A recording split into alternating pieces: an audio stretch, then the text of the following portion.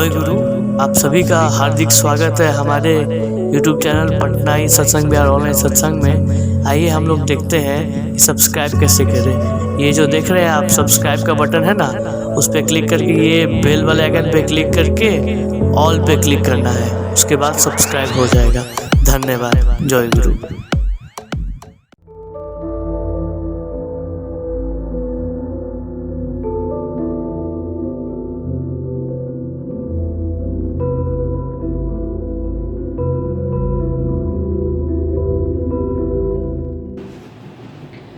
त्वमेव माताश्च पिता त्वमेव, त्वमेव बन्धुश्च सखा त्वमेव, त्वमेव विद्यांच द्रविणं त्वमेव, त्वमेव सर्व मम देव देव। परम प्रेममय परम दयाल श्री श्री ठाकुर, परमराध्या जगज्जननी श्री श्री बड़मा, परम पूज्यपाद श्री श्री बौरदा, परम पूज्यपाद श्री श्री आचार्य देव के श्री चरणों में मेरा कोटि कोटि प्रणाम। आज के इस सत्संग में उपस्थित वरेण्य ऋतिक मंडली, गुरु भाई, गुरु माँ तथा सभी छोटों को मेरी तरफ से सादर श्रद्धा आंतरिक राभरा जय गुरु।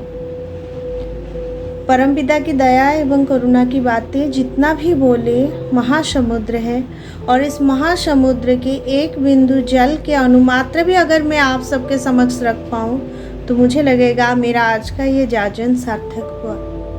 भाव के आवेश में अगर कुछ भूल त्रुटि का था बोलूँगी तो फिर आप सब मुझे छोटा समझकर क्षमा करेंगे। मेरा आज का टॉपिक है विवाह संस्कार।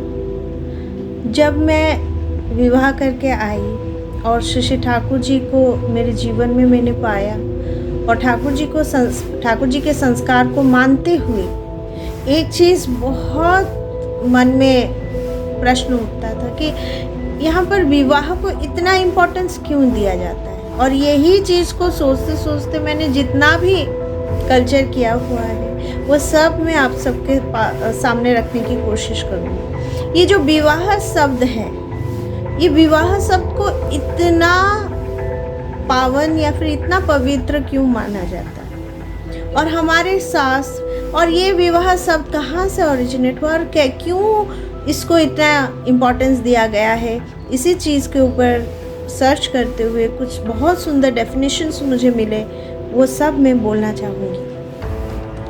According to Wikipedia, the word vivah originated as a sacred union of people as per Vedic traditions, that is what many call marriage, but based on cosmic laws and advanced ancient practices. Wikipedia बोलता है विवाह जो शब्द है ये एक ऐसा पवित्र शब्द है, और ये कहाँ से ओरिजिनेट हुआ है कि ये एक बहुत ही सुंदर पवित्र मिलन से ओरिजिनेट हुआ है। और ये मिलन किसका है? एक पुरुष शक्ति और एक नारी शक्ति, इनके मिलन से ये विवाह शब्द का ओरिजिनेट हुआ है। और वो जो मिलन होता है वो फिर कैसे होता है? वो होता है अकॉर्डिंग टू वैदिक ट्रेडिशंस, जो पुरुष लेकर जनरेशन और जनरेशन एक नियम बनता गया है।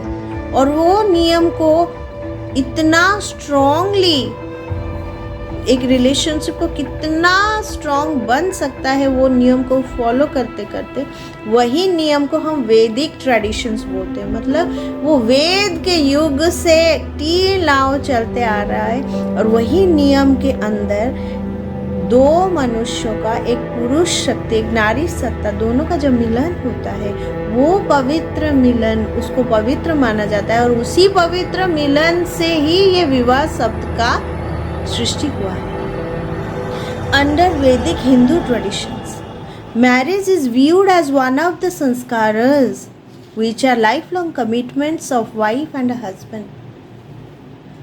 वैदिक हिंदू ट्रेडिशन बोलता है विवाह एक इतना पवित्र शब्द है जो कि कहाँ से आया है, इसको एक ऐसा संस्कार माना गया है which is a life long commitment. ये संस्कार क्या दिखाता है, क्या सिखाता है? ये संस्कार ये सिखाता है कि एक पति और एक पत्नी, ये पति पत्नी एक दूसरे को एक कमिटमेंट करते हैं, एक प्रॉमिस करते हैं। किस चीज़ का प्रॉमिस करते हैं? कि ये जिंदगी भर एक मन, एक प्राण, एक आत्मा होकर, भले ही कितना प्रॉब्लम जीवन में आ क्यों ना जाए, वो सब को पीछे छोड़कर वो दोनों एक होकर चलेंगे, दोनों एक दूसरे का हाथ पकड़कर। In India, marriage has been looked upon as having been designed by the cosmos and considered as sacred oneness witnessed by fire itself. भारतीय वैवाहिक संस्कार के हिसाब से विवाह को एक ऐसा संबंध है, ऐसा संबंध माना जाता है जो कि स्वर्ग से बनकर आता है, और वो दो सोल इस धरा पृष्ठ में सशरीर जब जन्म लेते हैं, वो दोनों सिर्फ यहाँ पर आकर वो विवाह को, वो संबंध को निभाते हैं। और वो निभाना कैसा होता है? वो लोग जो निभाते हैं, निभाने से पहले वो एक प्रॉमिस करते हैं, एक दूसरे को पहचान कर स्वीकार करते हैं। किसके समक्ष? अग्नि के समक्ष। अग्नि क्यों? क्योंकि अग्नि ही ऐसा है, चीज़ है, फायर एक ऐसी चीज़ है जिसके सामने कोई झूठ, कोई बनावटी कुछ नहीं चलेगा। वो सब जलाकर राख कर देगा। सिर्फ सच्चाई ही उसके सामने चलती है। सोना ही अग्नि में डालने से वो चमकता है, बाकी जितना खाद सब निकल जाता है। इसीलिए अग्नि को सबसे प्योर माना जाता है हमारे हिंदू संस्कार के हिसाब से। और इसी अग्नि को हर एक पवित्र चीज़ में, होम हो, यज्ञ हो, हर चीज़ में अग्नि को सबसे ज़्यादा प्रायोरिटी दिया जाता है और सच माना जाता है। According to the Veda, marriage is a union between a masculine and feminine entity with commitments to pursue dharma, अर्थ, काम, मोक्ष in unison.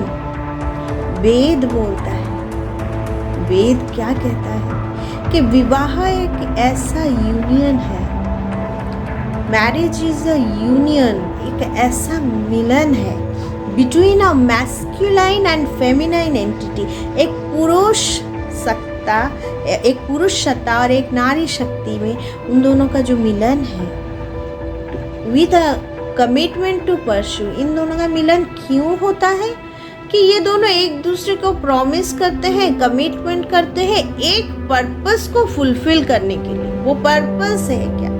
टू परस्यू धर्म, अर्थ, काम, मोक्ष इन यूनिसन, मतलब एक मन, एक प्राण, एक आत्मा होकर धर्म का प्रतिष्ठा करेंगे, अर्थ का प्रतिष्ठा करेंगे, काम का प्रतिष्ठा करेंगे और मोक्ष प्राप्ति करेंगे। ये बोलता है हमारा शास्त्र विवाह को लेकर। यहाँ से एक चीज़ तो पता चलता है, विवाह को हमारे सोसाइटी में सबसे ज़्यादा प्रायोरिटी दिया गया है। क्यों प्रायोरिटी दिया गया है? क्योंकि यही एक चीज़ है जो सोसाइटी को आगे लेकर जाता है, जो जेनरेशन को आगे बढ़ाता है। और पति पत्नी दोनों का रोल इसमें सबसे ज़्यादा अहमियत रखता है, इसलिए क्योंकि दोनों, they both are the creators of the society. वही लोग इस सोसाइटी को गढ़ेंगे। वो दोनों एक दूसरे के बिना अधूरे हैं। दोनों एक दूसरे को लेकर एक मन, एक प्राण और एक आत्मा होकर चलने का जो this is the priority. Shri Thakur ji से भी प्रश्न किया गया, ठाकुर जी ये विवाह का मतलब क्या है? ठाकुर जी बोलते हैं, नारी का पुरुष को संवर्धना करने का प्रवृत्ति और पुरुष का उसी भाव से संवर्धित होने का प्रवृत्ति का समाधान होने के प्रयोजन से ही विवाह का सृष्टि। नारी चाहती है पुरुष को उद्वर्धन करने को, पुरुष चाहता है नारी को सर्वोद्भाव से वहन करके खुद के जीवन को विस्तार में परिप्लुत करने को। इसीलिए विवाह। श्री श्री ठाकुर जी बोलते हैं, नारी का पुरुष को संवर्धना करने का प्रवृत्ति, नारी प्रकृति स्वरूपी होती है। Opposite sex always attracts. नारी का चरित्र ऐसा है, वो पुरुष को संवर्धित करना चाहता है, उनको संवर्धना देना चाहता है, और पुरुष का उसी भाव से संवर्धित होने का प्रवृत्ति। पुरुष चाहता है कि नारी मुझे संवर्धित करे, एक सेवा देना चाहती है, दूसरा सेवा पाना चाहता है। दो ऑपोजिट, एक परिपूरक है तो दूसरा परिपोषक है, और यही दो नेचुरल इंस्टिंक्ट जो प्रवृत्ति दोनों का अलग है, एक दूसरे से अलग है, लेकिन दोनों का रिक्वायरमेंट भी अलग है। एक देना चाहता है तो दूसरा लेना चाहता है, एक परिपोषण करना चाहता है तो दूसरा परिपूरक है, परिपूरण करना चाहता है। तो ये जो प्रवृत्ति है, ये दोनों प्रवृत्ति का जो आकर्षण है, उसका जो समाधान है, उसी से ही विवाह का सृष्टि है। नारी चाहती है पुरुष को उद्वर्धन करने को, पुरुष चाहता है नारी को सर्वोद्भाव से वहन करके खुद के जीवन को विस्तार में परिप्लुत करने को। इसीलिए विवाह में उभय तो दोनों ही एक दूसरे को वहन करके चलेंगे। स्वामी स्त्री को जिस भाव से वहन कर सकते हैं, उसी भाव से, और स्त्री स्वामी को जिस भाव से वहन करना चाहिए, उसी भाव से। नाना प्रसंग द्वितीय खंड में ये ठाकुर जी ने बोला है विवाह के ऊपर। द होली मैसेज वॉल्यूम 7 में श्री श्री ठाकुर जी बोलते हैं कि marriage is not a matter of contract, but it is solemnly needed to draw one in one's bosom of heart with all service and caressing attitude. The Holy Message में volume 7 में श्री श्री ठाकुर जी बोलते हैं कि विवाह कोई चुक्ति का व्यापार ही नहीं, सेवा और सजत्न परिचर्या सहित एक दूसरे के हृदय का अंतःस्थल में आकर्षण करने के लिए इसका पवित्र आवश्यकता। कितना सुंदर और कितना पवित्र ये विवाह का शब्द है। तो फिर ठाकुर जी इतना विवाह को लेकर इतना व्यतिव्यस्त क्यों हो गए हैं? क्यों ठाकुर जी बार बार विवाह को सही करो, विवाह को सही करो, ये चीज़ ठाकुर जी क्यों बोले? आइए सुनते हैं ठाकुर जी क्या क्या बोले। एक बार श्री ठाकुर जी बहुत ही दुखी मन से बोलने लगे, मेघदार, उपयुक्त योग्य मनुष्य आजकल जन्म हो रहे हैं कम। इसका मतलब मैरिज और यूजेनिक्स नेग्लेक्टेड हो रहा है, और इस मूल तत्व के बारे में सबसे ज़्यादा नज़र देना प्रयोजन है। मूल को काटकर उसके अग पर जितना भी पानी डालने से कुछ नहीं होगा। आलोचना प्रसंग 14 खंड पेज नंबर 39। यहाँ पर श्री ठाकुर जी बोलते हैं कि आजकल योग्य मनुष्य बहुत कम जन्म हो रहे हैं, और इसका जो मेन रूट कॉज है कि मैरिज और यूजेनिक्स, विवाह और सुप्रजनन दोनों ही नेग्लेक्ट हो रहा है। इसी विषय पर विवाह विधायना के भूमिका पेज में श्री श्री पितृदेव बोले हैं कि जगत में आज मनुष्य की तरह मनुष्य के अभाव बहुत ज़्यादा है, इसलिए परिणय और प्रजनन परिशुद्धि के ऊपर श्री श्री ठाकुर जी सबसे ज्यादा गुरुत्वारोप किए हैं। कारण विवाह अगर ठीक से न हुए एवं मनुष्य जन्म सूत्र से दैवी विधान और शुभ संस्कार के अधिकारी अगर न हुए, तब दीक्षा, शिक्षा, संस्कृति और पारिवेशिक संपोषण में से लाभवान होगा कम। इसलिए जो लोग वंश, समाज, राष्ट्र, देश और जगत का सर्वतोमुखी कल्याण चाहते हैं, उन लोगों का सौम्य दृष्टि होना चाहिए। उन्नति के इस वित्तीय प्रस्तर के ऊपर पेड़ के मूल को काटकर उसके डाली पर पानी डालने से कुछ नहीं होगा। श्री श्री पितृदेव भी यही बात बोल रहे हैं कि श्री श्री ठाकुर जी सबसे ज्यादा गुरुत्व आरोप किए हैं इस विवाह के ऊपर, क्योंकि विवाह अगर ठीक से न हुए, नियम सम्मत न हुए, सही न हुए, तो फिर अच्छे संतान नहीं आएंगे, और अगर अच्छा संतान ही नहीं आएगा तो फिर जाति आगे कैसे बढ़ेगा, ये संसार आगे कैसे बढ़ेगा। अच्छे लोग चाहिए संसार को आगे बढ़ाने के लिए। इसी संदर्भ में एक बार सुभाष चंद्र बोस जी श्री ठाकुर जी के पास गए और ठाकुर जी को बोलने लगे, ठाकुर जी हमारा देश स्वाधीन होने वाला है और इस स्वाधीन भारत को अच्छे से, इस स्वाधीनता को एंजॉय करने के लिए हमारे देशवासियों को क्या करना पड़ेगा, आप कुछ बोलिए। तभी श्री ठाकुर जी बोलते हैं कि शासन संस्था जेमनी होक जाते माता गामावना, जोनो व्यापार सुष्ठु ना होले देशेर जीवन टिकबे ना। सुभाष चंद्र बोस जी को श्री ठाकुर जी बोलते हैं कि आप लोग शासन संस्था के बारे में जितना भी चिंता क्यों ना कर ले, उसका कुछ भी फायदा नहीं होगा अगर यौन संस्कार मतलब विवाह संस्कार अगर ठीक से ना हुए तो फिर उसका कुछ भी, देश का जो जीवन है वो नहीं टिकेगा। ये बात इसलिए ठाकुर जी बोलते हैं कि देश का जीवन क्या है, किस चीज को लेकर हम जीवित देश बोलते हैं, इस देशवासियों को लेकर। भारत का ज्योग्राफिकल जो मैप है उसको हम भारत नहीं बोलते, भारतवासियों को लेकर भारत बोला जाता है। जीवित भारत वही है देशवासियों को लेकर। तो फिर अगर देशवासी ही अच्छे नहीं होंगे तो ये भारत तो निर्जीव ही हो जाएगा ना, इसका जीवन टिक ही नहीं पाएगा। इसी संदर्भ में श्री ठाकुर जी और एक बहुत सुंदर सा बानी देते हैं, वो है जनन विवराट जेई एलोरे क्रमे क्रमे राष्ट्र छे लाख ऐश्वर्य थाकना के नो आपद से जाबी बे। देश में अगर जनन विवराट दिखने लगे तो वो देश जितना भी समृद्धशाली क्यों ना हो, वो समृद्धि पानी की तरह बह जाएगा। क्योंकि ये जो समृद्धि लाने वाले ये सब संतानें, ये भारत माता की संतानें अगर अच्छे नहीं होंगे तो फिर वो समृद्धि तो वो बहा ही देंगे ना।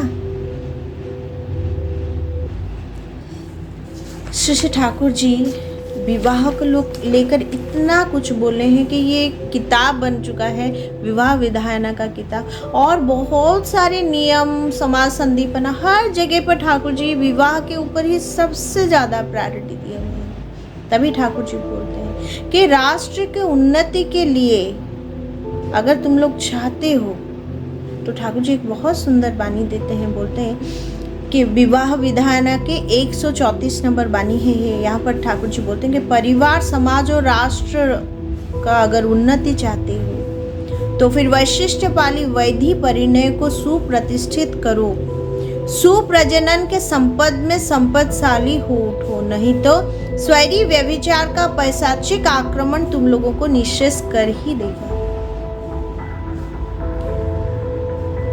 इसका मतलब ये है अगर परिवार, समाज और राष्ट्र का उन्नति चाहते हो तो फिर वैशिष्ट पाली वैधि परिणय मतलब परफेक्ट कंपैटिबल मैरिज सिस्टम को अच्छे से प्रतिष्ठित करो, तभी अच्छे जातक आएंगे और वही जातक अच्छा परिवार, अच्छा समाज और अच्छा राष्ट्र बनाएंगे। विवाह अगर ठीक से न हुई तो दाम्पत्य जीवन उद्वर्धन मुखर नहीं होगा, सुप्रजनन सुष्ठु नहीं होगा, समाज भी ऐश्वर्यशाली होकर नहीं बढ़ पाएगा। विवाह अगर संस्कार सम्मत, विज्ञान वीतिक, शास्त्र सम्मत होगा तो फिर सुप्रजनन स्वाभाविक हो उठेगा, उत्कृष्ट जातक और जातिका का आविर्भाव सहज हो उठेगा और निकृष्ट जनन तिरोद्भाव हो जाएगा। और यही उत्कृष्ट प्रजन्म ही प्रकृत पारिवारिक परिचर्या और दीक्षा शिक्षा के माध्यम से भविष्य में राष्ट्र का संपद होकर बढ़ेगा। इसी बात को, इसी संदर्भ में ठाकुर जी का एक बहुत सुंदर बानी है कि ठाकुर जी बोलते हैं पहले प्रयोजन मनुष्य तब तो जाति, पहले प्रयोजन सुपुष्ट व्यष्टि तभी तो संदीप्त समष्टि, पहले आवश्यक उत्तम का आविर्भाव, शुभ जन का सुसंगत परिप्लावनी विस्तार, तभी तो अमंगल का तिरोभाव। आलोक में उच्छल कर दो, अंधकार अपने आप दूर हो जाएगा। याद रखो जाति गठन का चाबी काठी ही है प्रकृष्ट जनन प्रदीपना एवं तत्संदीपी सुसंगत आंदोलन। समाज संदीपना वाणी संख्या 458। ये सब तो है विवाह के प्रयोजनीयता के ऊपर, जहाँ पर श्री ठाकुर जी बोलते हैं कि इतना सुंदर संतान लाओ जो कि दीपक सदृश होंगे, और ये इतने सारे दीपक जब जलेंगे तो अंधकार तो अपने आप ही दूर हो जाएगा और समग्र विश्व में हमारा ये देश उद्भासित होकर खड़ा होगा। तब बहुत बार एक प्रश्न मन में आता है, तो फिर इस विवाह को अच्छा बनाने के लिए क्या प्रयोजन है? श्री ठाकुर जी बोलते हैं, पहला जो प्रयोजन है कि अच्छे पुत्र और कन्याओं का अच्छा शास्त्र सम्मत विवाह होना पड़ेगा।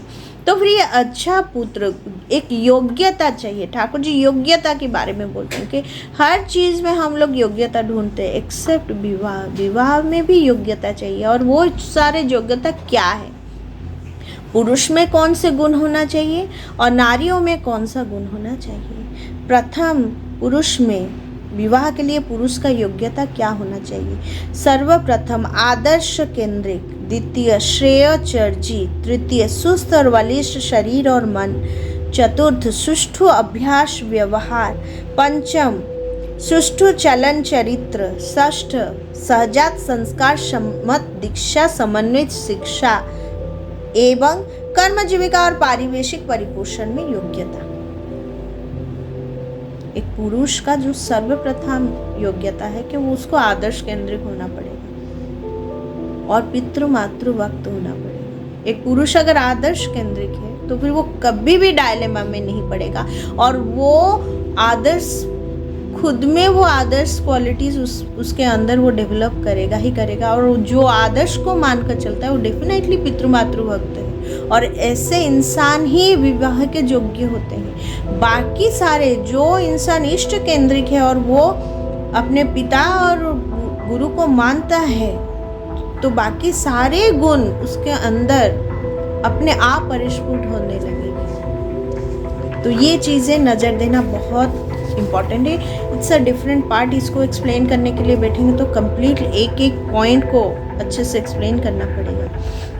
देन आता है नारी की योग्यता। नारी की योग्यता में प्रथम आता है पितृभक्ति परायणा, द्वितीय पवित्र चारित्रिक संपत्ति की अधिकारिणी, तृतीय स्वीय गुण वैशिष्ट्य में सुशिक्षिता और विदुषी, चतुर्थ श्रद्धाशीला, पंचम सेवा प्राण, षष्ठ सहनशीला, सप्तम वहनशीला, अष्टम मधुर भाषणी, नवम सुलक्षणा, दसम गृह कर्म निपुणा, एकादश उत्कर्ष प्रवण।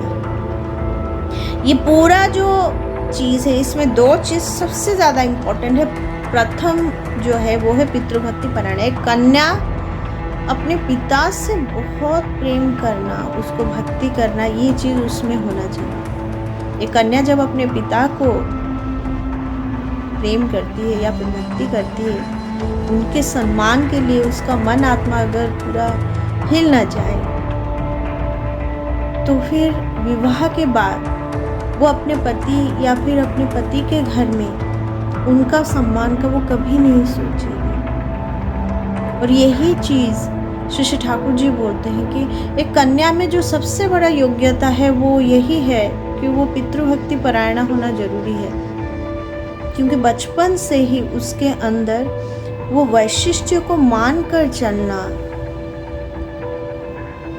डिसिप्लिन को मान कर चलना, सम्मान देना, चरित्र को बनाकर रखना, ये सारी चीज़ें उसके अंदर नेचुरली डेवलप करेंगी। और एक चीज़ बच्चों को सिखाना पड़ेगा कि उत्कर्ष प्रवण, अपना उसका जन्म क्यों है, वो किस लिए पैदा हुई है, उसको क्या क्या उसका दायित्व है, वो सारी चीज़ों को, एक नारी जन्म का महत्व क्या है, उसका विवाह हमेशा उससे श्रेष्ठ से होगा, उसका वर्ण क्या है, उसका गोत्र क्या है, इसके पीछे साइंस क्या है, ये चीज़ के ऊपर उसका 100% नॉलेज होना जरूरी है। बाकी सब जो है कि वो श्रद्धाशीला हो, सेवा प्राणा हो, सहनशीला, वहनशीला, ये सारे मधुरवासिनी, सुलक्षणा, गृहकर्म निपुणा, ये सारे गुण वो अपने माता से सीखेगी और गुरुजनों से सीखेगी। जो लोग ये सारे गुणों में परिपूर्ण हो तो तभी वो कन्या विवाह की योग्य कहलाएगी। एक बार श्री ठाकुर जी से प्रश्न किया गया कि आप जो सुप्रजनन की बात बोल रहे हैं, इसके लिए हमें सर्वप्रथम क्या करना होगा ठाकुर जी? तभी ठाकुर जी बोलते हैं कि विवाह को अच्छे से देख विचार करके देना होगा। वर्ण, वंश, वयस, विद्या, स्वास्थ्य, आयु, इष्ट प्राणता, चरित्र, प्रकृति, योग्यता आदि सब विषय में मेल करके पुत्र कन्याओं का विवाह देना होगा। फिर से ठाकुर जी से प्रश्न हुआ, अनेक लोगों का धारणा है कि कोई भी पुरुष किसी भी नारी से विवाह कर सकता है, विधि निषेध सामाजिक विधान है ये। तभी श्री ठाकुर जी बोलते हैं, अगर ऐसा है तो नाइट्रोग्लिसरीन का समावेश घटाने से विस्फोरण क्यों होता है? समावेश करने से ही हो जाता है। इसके बीच संगति असंगति कुछ नहीं होता है। व्यक्ति के वैशिष्ट और कुल संस्कृति में नारी पुरुष के सामंजस्य में कोई भी प्रश्न नहीं। इसके ऊपर आजकल विवाह विच्छेद का जय जयकार होता है। ये तो था श्री ठाकुर जी विवाह के ऊपर इम्पोर्टेंस क्यों दिए। बाकी नेक्स्ट आता है कि किस तरह के विवाह के बारे में बोला गया है। शास्त्र के अनुसार 3 तरीके के विवाह के बारे में बोला गया है। प्रथम सवर्ण सदृश विवाह, द्वितीय अनुलोम असवर्ण विवाह, तृतीय प्रतिलोम। पुरुष और नारी का विवाह अगर सर्व विषय में संगतिशील हुए, दोनों के कौलिक संस्कृति और व्यक्तिगत प्रकृति में सुसंगत सामंजस्य रहता है एवं पुरुष सर्वांश में श्रेष्ठ होता है। पुरुष इष्टनिष्ठ कृष्टिचर्या और नारी स्वामीनिष्ठ परिवार परिचर्या यदि हो तो इस प्रकार के विवाह को सवर्ण सदृश विवाह बोलते हैं। और इस प्रकार के विवाह को श्री ठाकुर जी शास्त्रानुमोदित और विज्ञान भित्तिक बोले हैं।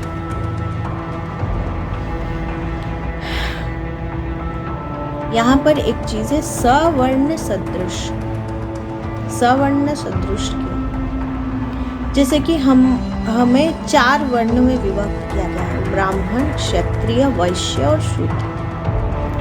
श्री ठाकुर जी बोलते हैं ब्राह्मण पुरुष ब्राह्मण कन्या से ही विवाह करेगा, क्षत्रिय क्षत्रिय से, वैश्य वैश्य से, शूद्र शूद्र से। लेकिन एक ब्राह्मण पुरुष ब्राह्मण कन्या के पारिवारिक वंश परंपरा में, विद्या में 7 मेजर फैक्टर्स रहता है, जैसे कि वर्ण, वयस, विद्या, आयु, उसके बाद वंश परंपरा, गोत्र अलग हो, शिक्षा दीक्षा योग्यता, ये सारी चीज़ों में एक पुरुष श्रेष्ठ होना पड़ेगा, नारी उससे कम।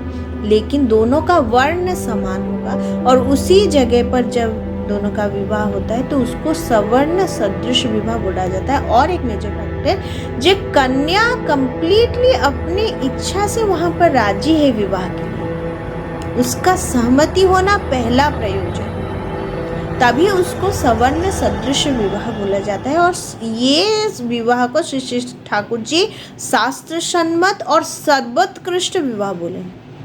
उसके बाद आता है अनुलोम और सवर्ण विवाह। अनुलोम मतलब प्रकृति सम्मत, मतलब विधि अनुसार ये विवाह को भी माना जाता है और ये विवाह का कुछ नियम है। अनुलोम असवर्ण विवाह है क्या? अनुलोम असवर्ण विवाह ये है कि एक ब्राह्मण पुरुष अपने से नीचे वर्ण से, जैसे कि क्षत्रिय हो, वैश्य हो, शूद्र हो, इस प्रकार की कन्या से विवाह कर सकता है, क्योंकि नेचुरली वो कन्या से वो पुरुष वर्ण में भी ज़्यादा है और बाकी सारे फैक्टर्स जो कि वयस, विद्या, योग्यता, सारे चीज़ में, वंश परंपरा, सब में वो पुरुष उत्कृष्ट है और इंक्लूडिंग वर्ण। और वहाँ पर जो मैरिज होता है उसको बोला जाता है अनुलोम असवर्ण। लेकिन इसका बहुत ही एक इम्पॉर्टेंट नियम ये है कि जो इंसान अनुलोम असवर्ण विवाह करेगा वो पहले अपने सवर्ण में विवाह करेगा। जैसे कि एक ब्राह्मण पुरुष एक क्षत्रिय कन्या से विवाह करना चाहता है, लेकिन पहले वो ब्राह्मण कन्या से विवाह करेगा और वो जो उसकी पहली पत्नी और उसके परिवार, गुरुजन वर्ग, वो लोग अगर उसको सम्मति देंगे तभी वो क्षत्रिय कन्या से विवाह कर सकता है, या फिर वैश्य या फिर शूद्र से कर सकता है, नहीं तो नहीं। और ये नियम क्षत्रिय में, सपोज एक क्षत्रिय पुरुष है वो वैश्य शूद्र में विवाह करना चाहता है तो उसके लिए भी सेम नियम हो, पहले वो क्षत्रिय वर्ण में विवाह करेगा, देन अगर वो पहली पत्नी की का परमिशन हो तभी।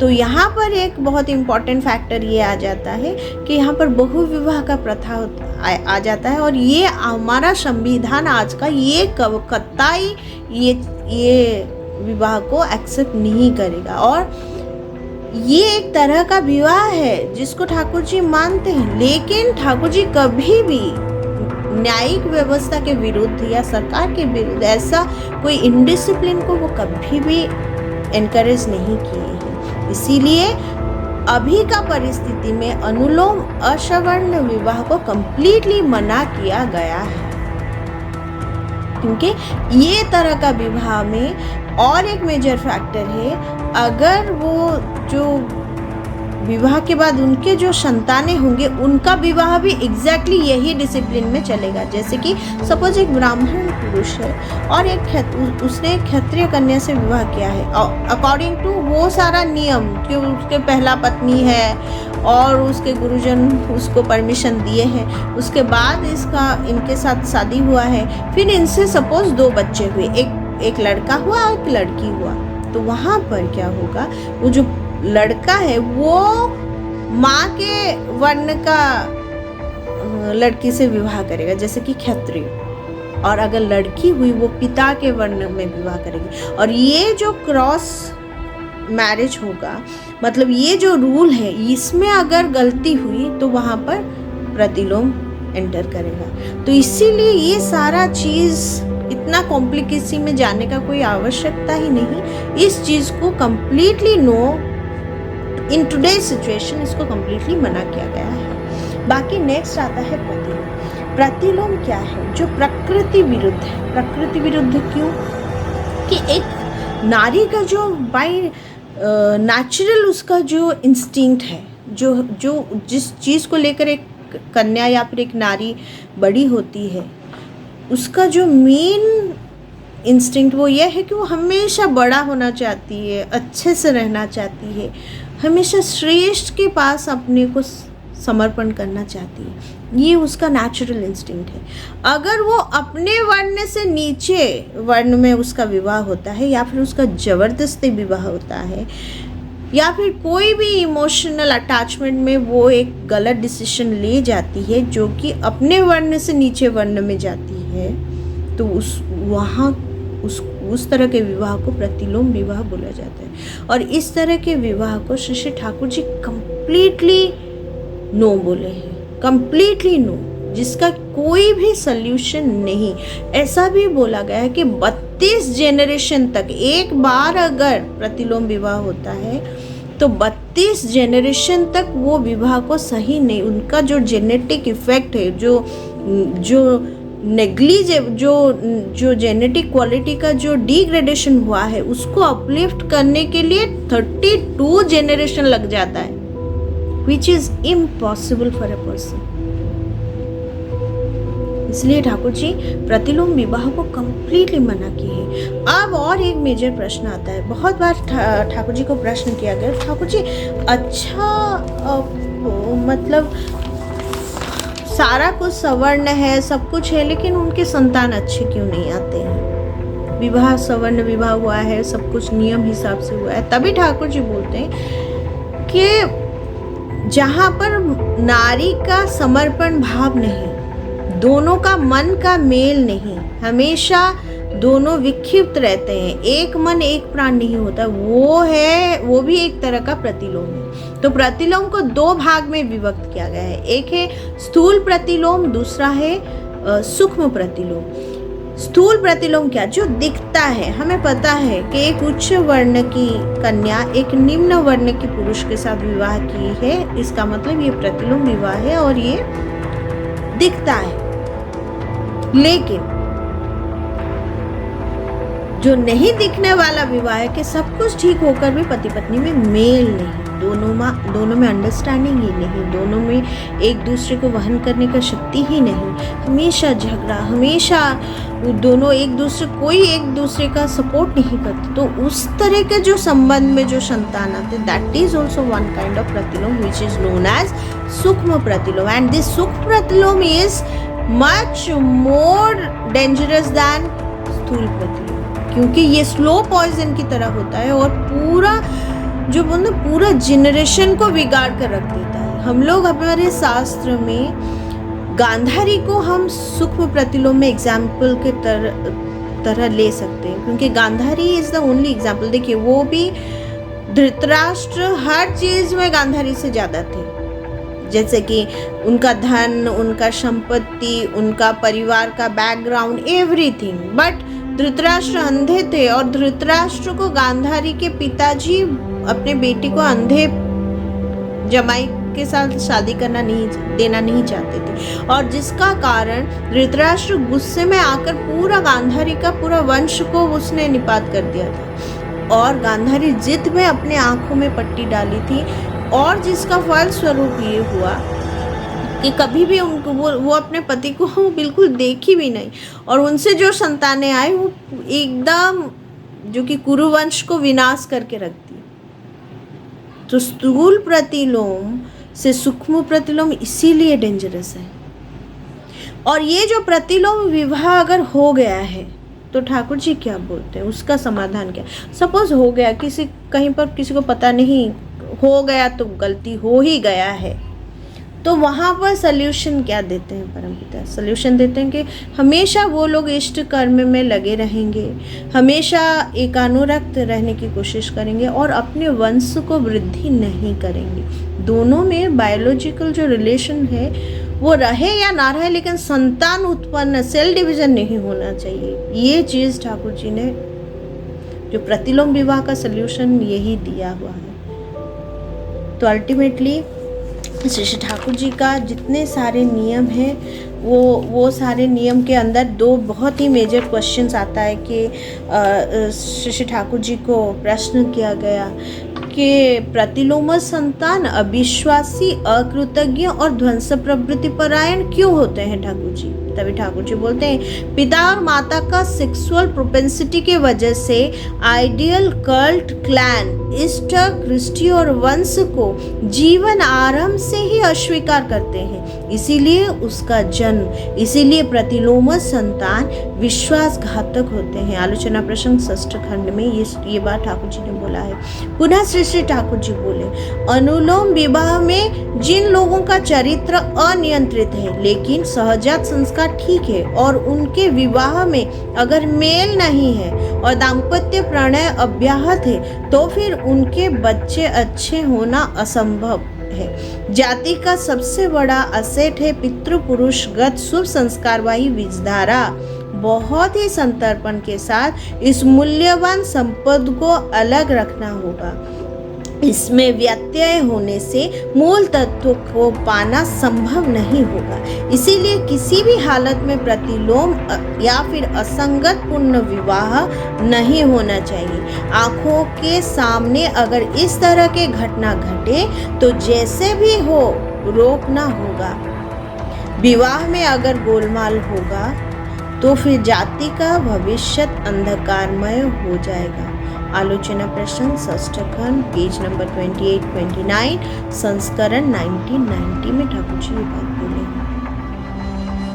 फिर से ठाकुर जी से प्रश्न हुआ अनुन्नत जाति में अगर कोई उन्नत हुआ तो उन्नत जाति की कन्या से विवाह करने में दोष क्या है? श्री श्री ठाकुर जी बोलते हैं जाति ना बोलकर वर्ण कहना अच्छा है। वर्ण का मतलब क्या है? Knotting of varieties of similar instinct, समजातीय संस्कार के वैचित्रमय गुच्छ।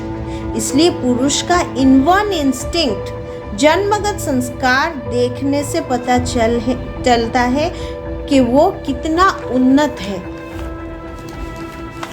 याद रखो, श्री ठाकुर जी बोलते हैं याद रखो इंस्टिंक्ट और एक्यूजिशन। इंस्टिंक्ट मतलब संस्कार या फिर सहजात संस्कार, एक्यूजिशन मीन्स अर्जित विद्या, किंतु एक समान नहीं होता है। एक शूद्र यदि ब्रह्मज्ञ हुआ उसको तुम गुरु के हिसाब से ग्रहण कर सकते हो, लेकिन उसके साथ तुम अपना कन्या का विवाह नहीं दे सकते, कारण ब्रीडर मतलब जन्मदाता के हिसाब से वो तुम्हारे रैंक से नीचे हुआ। ये है श्री श्री ठाकुर जी ये बात आलोचना प्रसंग 6 खंड में पेज नंबर 149-150 संस्करण 1990 में ये बात श्री श्री ठाकुर जी बोले हैं।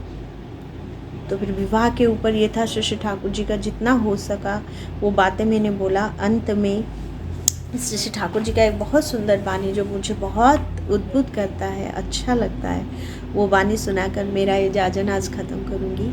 अंत में ठाकुर जी का एक वाणी बोलकर मैं अपना वक्तव्य यही शेष करती हूँ, और वो वाणी है, विवाह का मूल उद्देश्य जहाँ पर इष्टानुचलन में खुद को समृद्ध और संवर्धित करके सेवा और सुप्रजनन से परिवेश को समृद्ध करना, भगवान के आशीर्वाद वहाँ पर वर्षित होता है एवं ईश्वर उन दोनों को एक कर देते हैं। पुनः बोलूँगी, विवाह का मूल उद्देश्य जहाँ पर इष्टानुचलन में खुद को समृद्ध और संवर्धित करके सेवा और सुप्रजनन से परिवेश को समृद्ध करना, भगवान के आशीर्वाद वहीं पर वर्षित होते हैं एवं ईश्वर उन दोनों को एक कर देते हैं। आंतरिक राह और जय गुरु।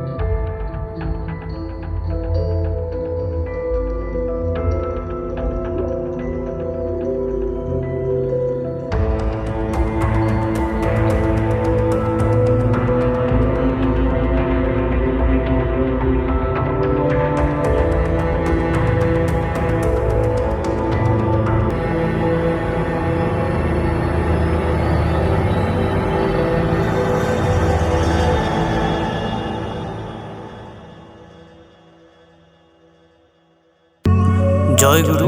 आप सभी का हार्दिक स्वागत है हमारे YouTube चैनल पटना ई सत्संग बिहार ऑनलाइन सत्संग में। आइए हम लोग देखते हैं सब्सक्राइब कैसे करें। ये जो देख रहे हैं आप, सब्सक्राइब का बटन है ना, उस पर क्लिक करके ये बेल वाले आइकन पे क्लिक करके ऑल पे क्लिक करना है, उसके बाद सब्सक्राइब हो जाएगा। धन्यवाद। जय गुरु।